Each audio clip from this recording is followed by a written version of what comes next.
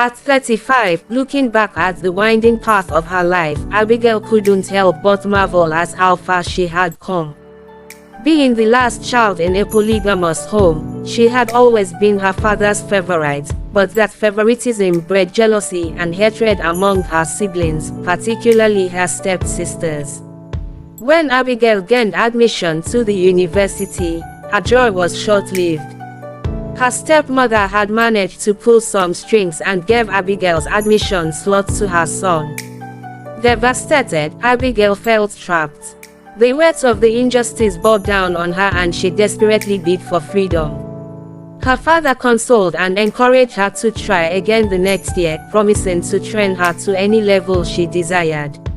Abigail wiped her tears and promised her father that she was going to make him proud. Papa assured her that everything will be alright. Encouraged, Abigail left her father's presence and headed to her room. Months passed and Abigail had forgiven her stepmother for what she did to her and moved on. But something happened. Papa became very ill and died after a few days. Abigail saw her world crumble right before her. She cried till there was no tears left for her to shed. Few weeks after Papa's burial, Abigail was pushed out of the house by her stepmother and sisters. At 21, she lived in the streets, feeding from hand to mouth. After weeks of wandering aimlessly on the streets without food and a place to lay her head, she met Jide, who took her in.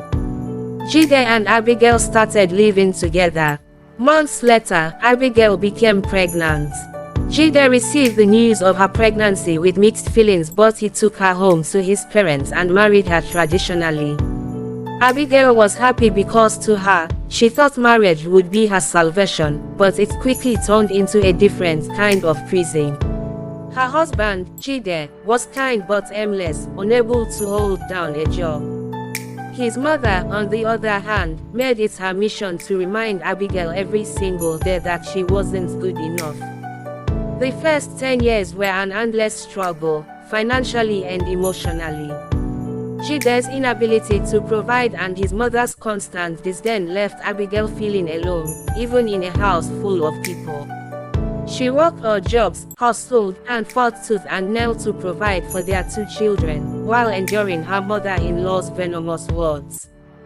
There was little relief, and what little support came from her parents-in-law was minimal and begrudging. By the time their marriage hit its 11th year, Jide for the first time secured a well-paid job in another state. Abigail should have felt hopeful, but instead, she felt no.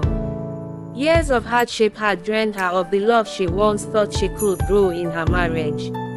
It was during this time of deep emotional exhaustion that Abigail met Yemi. He was a man who, much like her, had known suffering in his marriage. His wife had emotionally and physically abused him for years, stripping him of his confidence and leaving him a shadow of the man he once was. The moment their paths crossed, something inside Abigail stirred.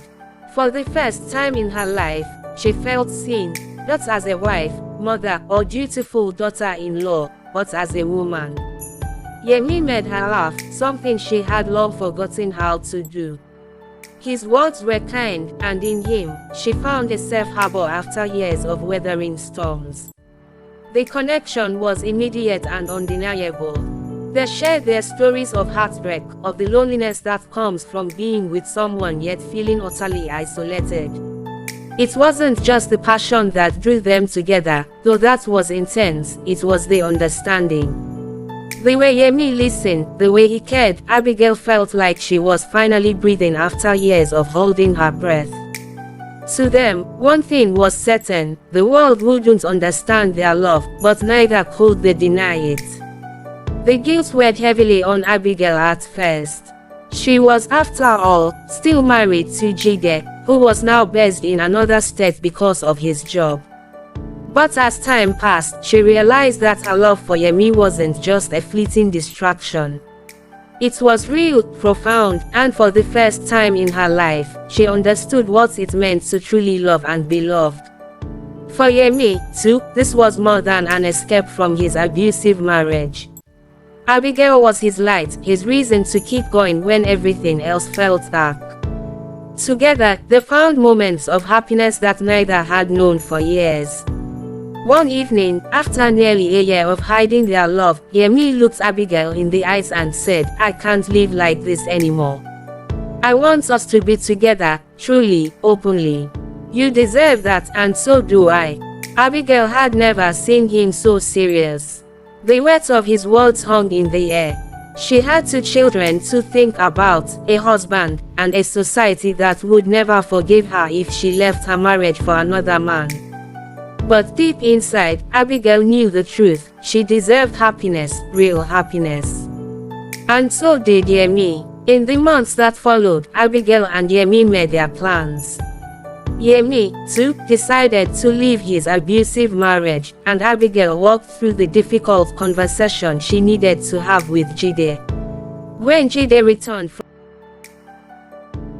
she explained everything: the years of loneliness, the emotional distance, and, eventually, the love she had found with another man. It was not easy, and there were tears, but Jide, to her surprise, understood. He had realized during his time away that their marriage had long been over, that they had both been holding on to something that no longer existed. It wasn't immediate, but with time, the children understood too. Abigail's decision to prioritize her own happiness showed them what it meant to choose self-love even when it's difficult. Months later, Yemi and Abigail got married. Years later, Abigail and Yemi sat side by side at a quiet beach, the sun setting in the distance. They had built a life together, one filled with laughter, love, and mutual respect. It wasn't the life Abigail had envisioned as a young girl, but it was better because it was real. It was hers. Love had won in the end, not the love that was forced, but the love that was chosen.